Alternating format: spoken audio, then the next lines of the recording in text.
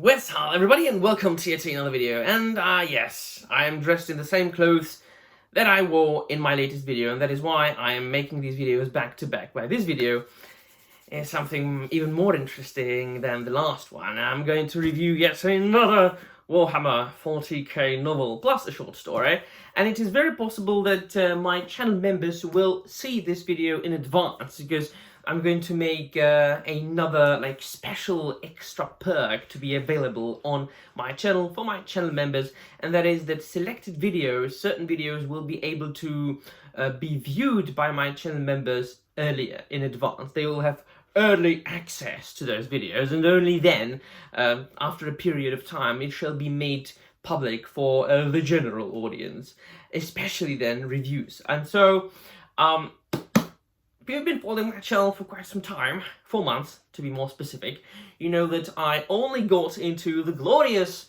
grimdark universe of the Warhammer 40,000 4 months ago.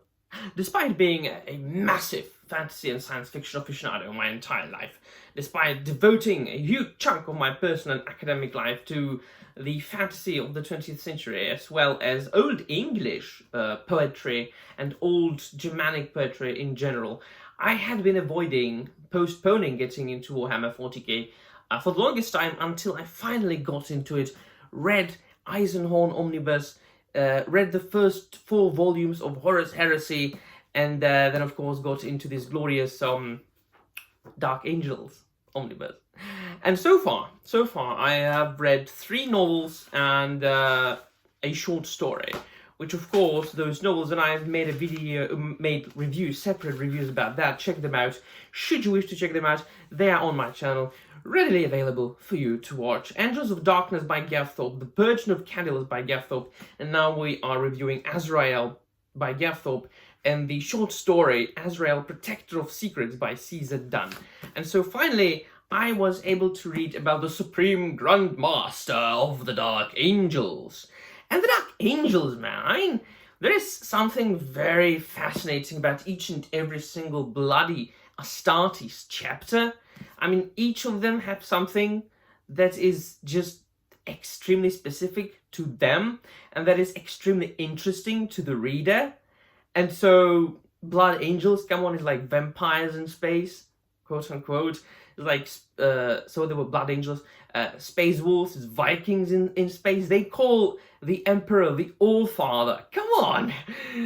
And then the Dark Angels, with their extremely interesting history of the fallen Dark Angels, when at the time of Horus Heresy, the fallen Dark Angels kind of rebelled against Lionel Johnson, and them being led by Luther, basically a father figure, a mentor to Lionel Johnson. And then, of course, for the entirety of 10,000 years, the main purpose and the main goal of the Dark Angels was to defeat, was to annihilate, was to eradicate the fallen Dark Angels, those that stain the honor of the chapter, and that is, as far as the hierarchy of the chapter and their activities and what they stand for, is like the top. So everything else comes after that. And reading about a character that, and I'm sure that a lot of Warhammer 40k fans share this experience with me, where you get to know a character through a model.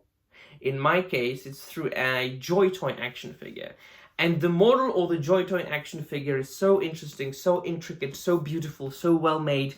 You just have to look at it, and for those of you who play the game, you just play with a character, and then you got to read something about that character and his history, his background, and you get interested in that character even more, which is precisely what happened with the Grand Master Azrael. Once again, I was quite pleased with Garth Thorpe's writing. I'm absolutely satisfied with each and every single author that I've read so far as Warhammer 40k and 30k goes, and that includes Dan Abnett, Graham McNeil, Ben Counter, James Swallow, Garth Thorpe, so on and so forth, and Caesar Dunn as well. What I appreciate about that is that he was able to depict like the quote unquote humanity of Azrael. We know that the Astartes are basically like superhumans, and that they are to normal men the same that to what Primarchs are to Astartes. And that when there is like a normal human being, you know, when he sees an Astartes, he's like, Jesus Christ, they're like demigods. But at the same time, we have to remember that they used to be like normal humans, yes, given more skilled, more talented, more like stronger in many aspects. Basically, in all aspects, they were already superior to normal men before they got transformed into the Astartes. But still, there is this thing. There's this aspect, there's this little bit, there's this grain of humanity left in them. And that I have always appreciated. And especially when they were able to hint upon it in a book. And then finally we are getting to two of my favorite parts of that book, and which really, and I kinda am reviewing the book and the short story at once, because obviously I've read it like back to back, and the short story is like 2 pages long. But man, listen, I'm going to tell you something. You have like stronger experience reading the 2 pages short story more than after reading the novel, and that's, you know, like good writing, because one would say it's much harder, much more difficult to write a novel. Not always. I mean, in a short story, you are limited as far as space goes and the length, and so you have to put through to the reader what you want to, you know, say in a couple of pages, in this case 2 pages, 3 pages. And so I appreciated that. But then I also appreciated the fact that it was basically, I think, the first time when I encountered in a book the Eldar for a considerable length of time. I think the word Eldar in, like, they appeared, I think they appeared in the Eisenhorn omnibus, if I'm not wrong, for a space, for just a little bit. I'm quite sure. But here they have like a big role in the Azrael story, and it's just, I'm still a newbie, so correct me if I'm wrong, but they are basically like Warhammer 40k version of elves, are they not? I think they are.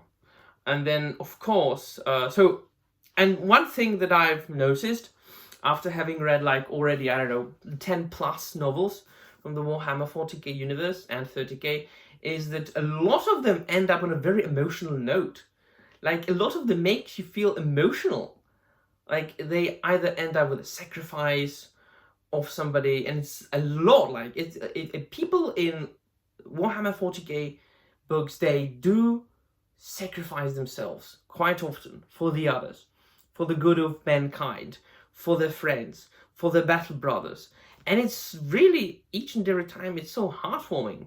And this is exactly what happened in all those 3 books that I've read so far in this omnibus, which is the Angels of Darkness, the Azrael that I have just finished, and the one in the middle, which is the Burden of Cadillus. And then the Azrael, the Protector of Secrets, by Caesar Dunn, the 2 pages short story that I was, you know, that I mentioned, that only, like, that was written by Caesar Dunn. Hey, listen, in 2 pages, he was able to explain to you what it means to be a member of the Death Wing, which is like the highest rank of the Dark Angels, those who know about the Fallen, those who know the Dark Secret, and to what length they are willing to go to keep that secret and to fight against the Fallen. And it's really bone-chilling. So it's good literature. It's good read. I couldn't be more excited about having got into Warhammer 40k and finishing the omnibus, reviewing the rest, and then getting straight to the Space Wolf omnibus, which I have to read digitally because Black Library, thank you for being dicks and not reprinting it. Right, so can't wait. Let me know in the comments down below what you think. That will be all. Thank you very much for watching, and remember, the Emperor protects.